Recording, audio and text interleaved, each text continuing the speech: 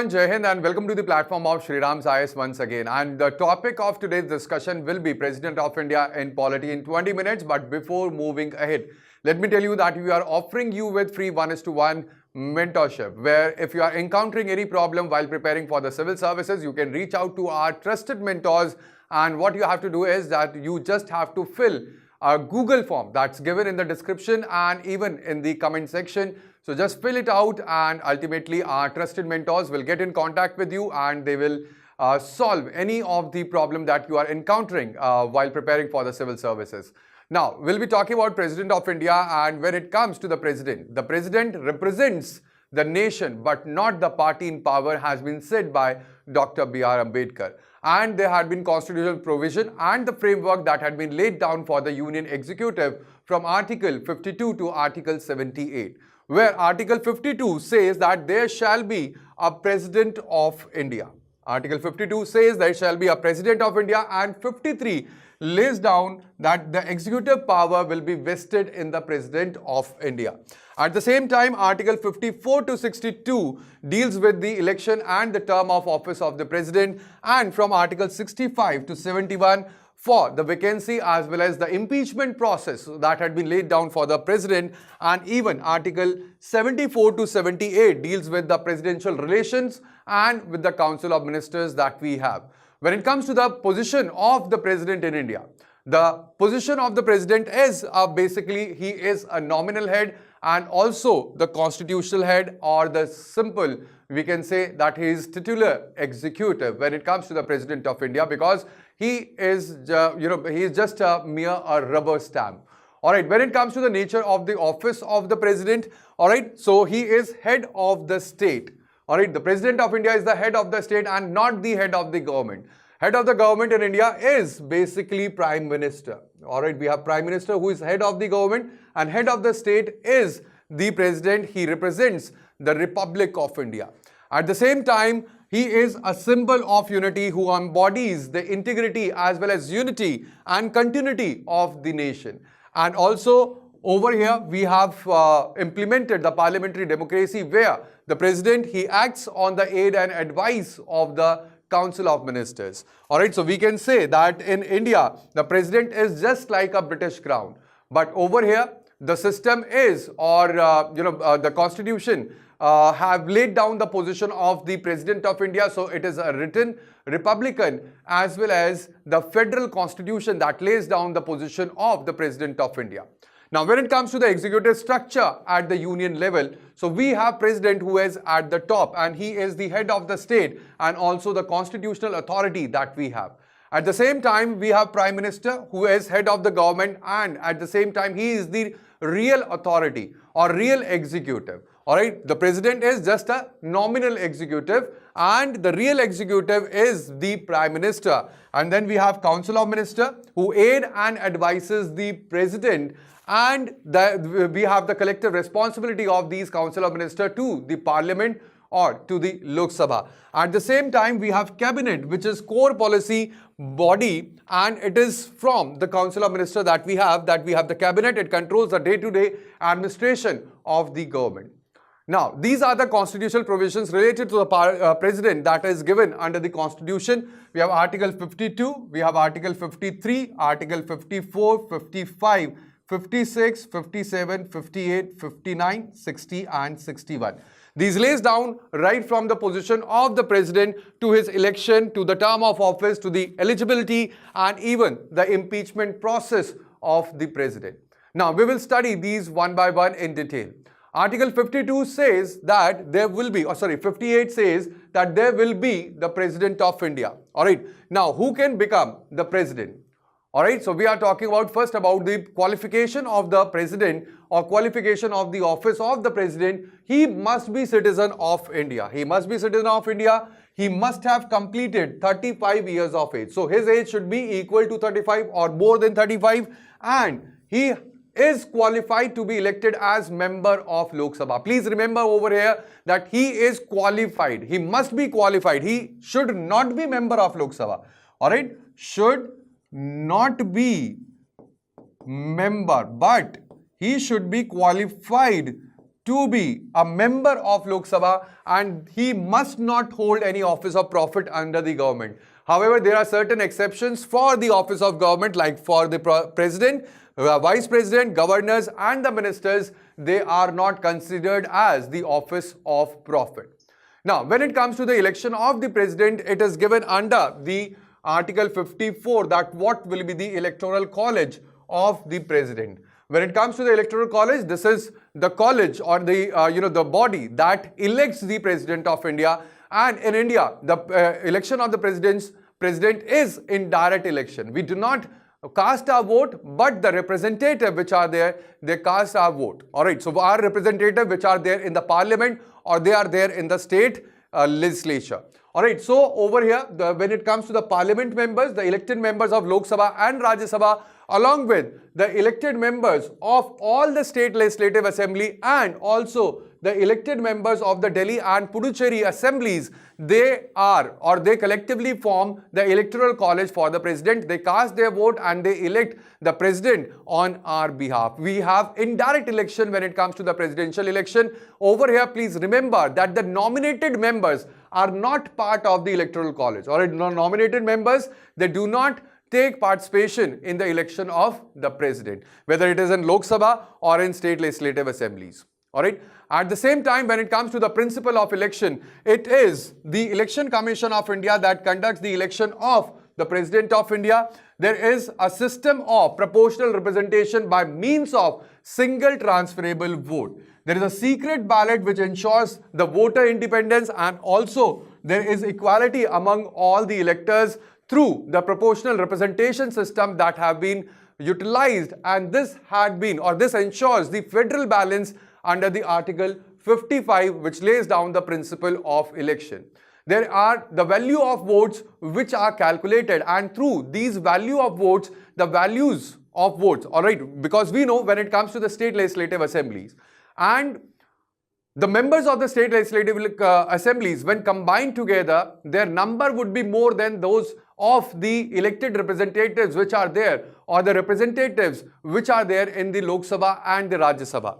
So the numbers would be more in the favor of the state. So therefore, there had been a system of proportional representation that has been taken over where the MLAs as well as the MPs vote are calculated. The MLAs vote is calculated where the population as per the 1971 census is divided by the total number of MLAs in that state and multiplied by 1000. Alright, so we get the MLA's vote that ensures representation proportional to the state population.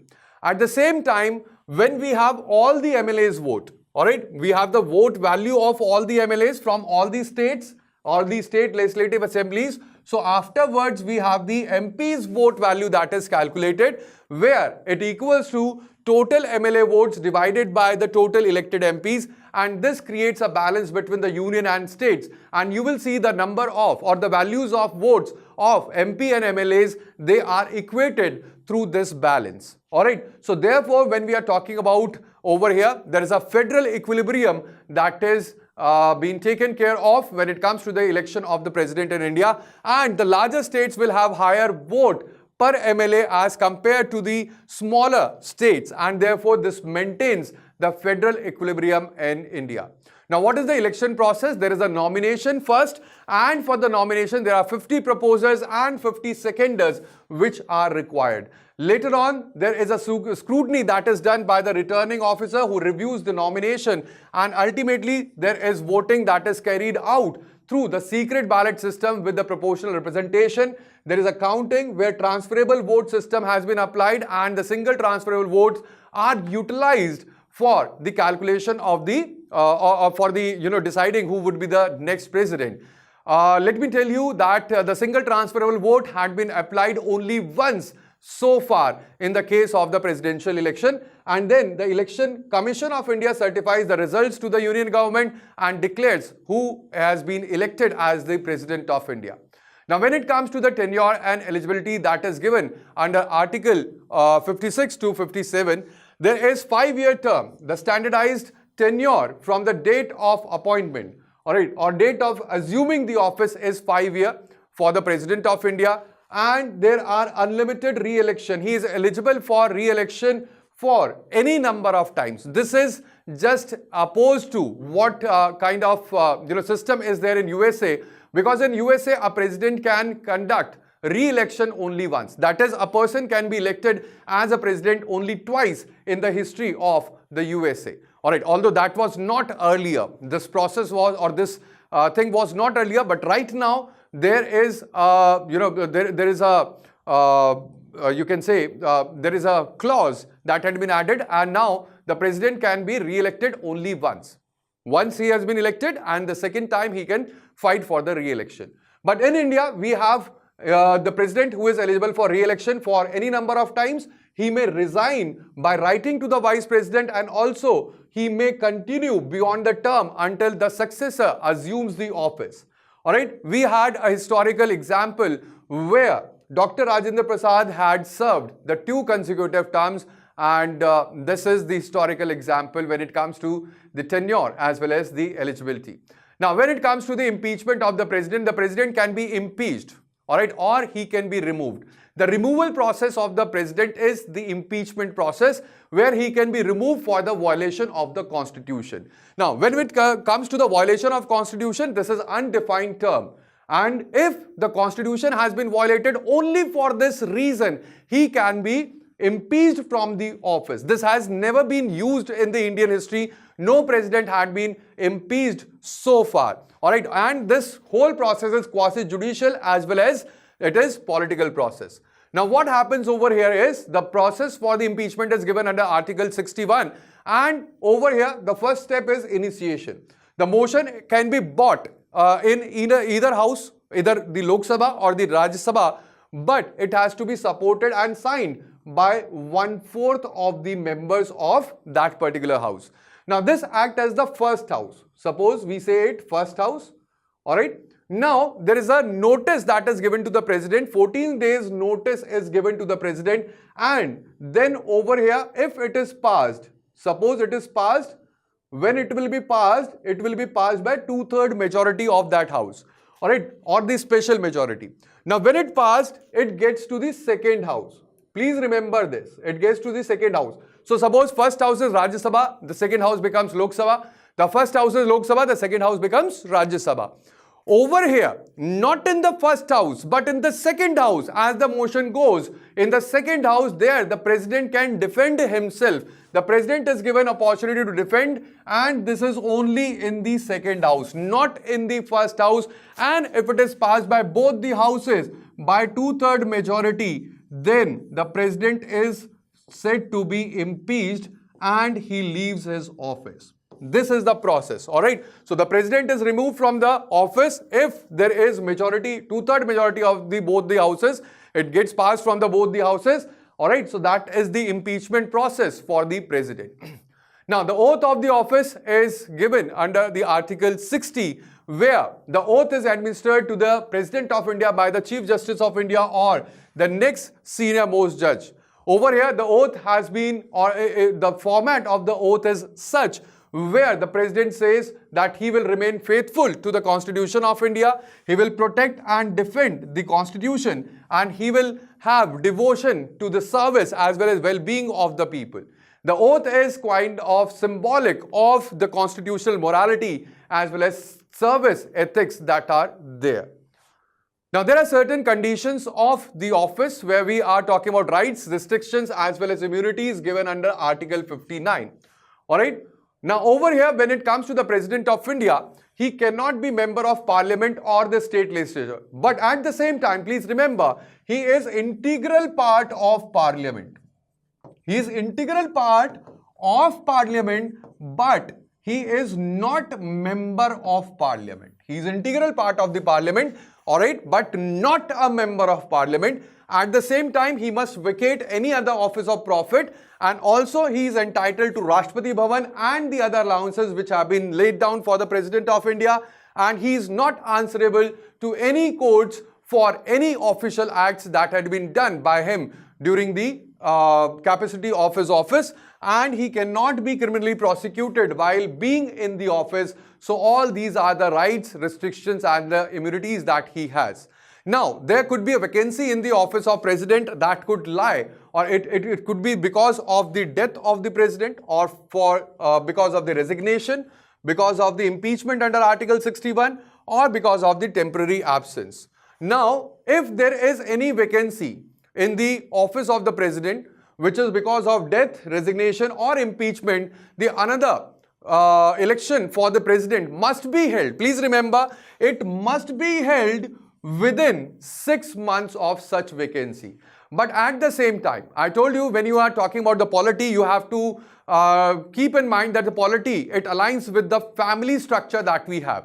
So president is the head of the nation, and any family cannot be without the head of the family. There would be always a head of the family that would be there. So in that condition, if the president is not there, we must have to have the head of the nation that should be there, or someone who would be acting like the head of the nation. So in that condition, if there is vacancy in the office of the President of India, the Vice President acts as the President immediately.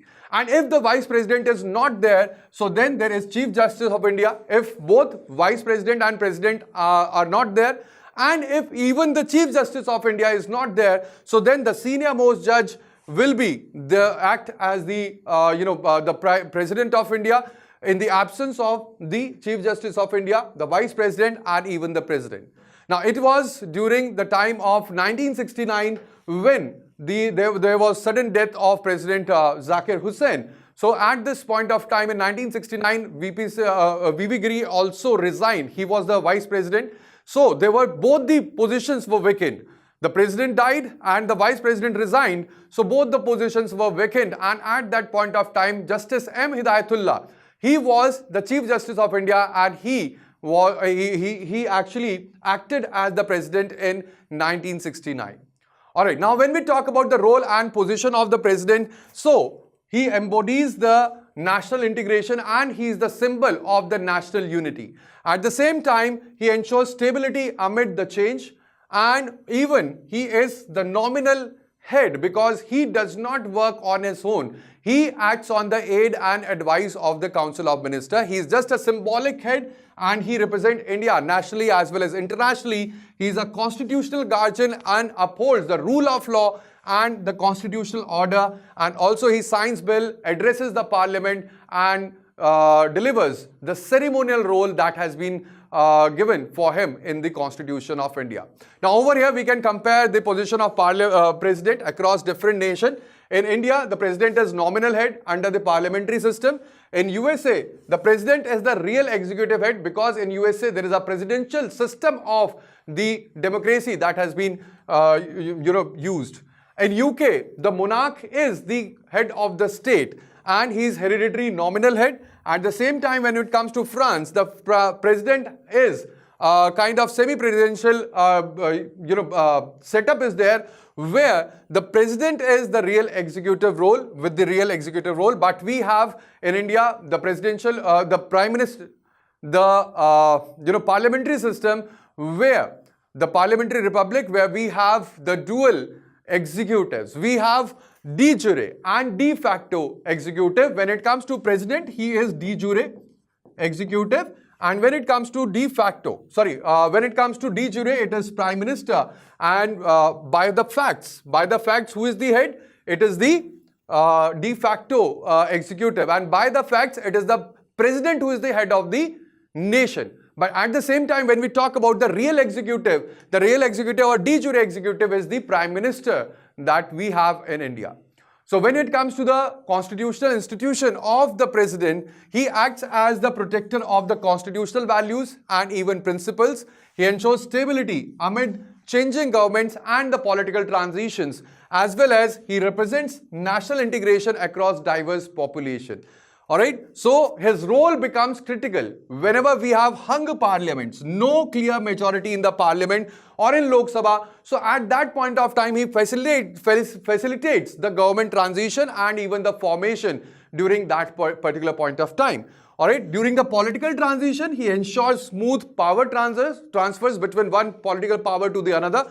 And also, during the constitutional crisis, he provides for the stabilizing influences where the national emergency or the state emergency or the financial emergency are used, or they are they come into the role play. All right, so when it comes to the President of India, he reigns but does not rule. Who rules? It is the Prime Minister. But he reigns. Who reigns? It is the President, yet rules when the crisis tests the democracy. And even the power without wisdom leads to tyranny. And wisdom with restraint defines the true leadership, and that is why we have the President of India who truly acts as the anchor for the union executive that we have in our constitution. So that would be all in today's session in Polity in 20 minutes. We will see you in next, where I'll be discussing with the powers of the president that we have in our constitution. Thank you. Bye-bye. Take care. Jai Hind. And do not forget to like, share as well as subscribe to our channel for more such important updates and for the Polity in 20 sessions that we are discussing the complete polity within 20 minutes. Thank you. Bye-bye. Take care and Jai Hind.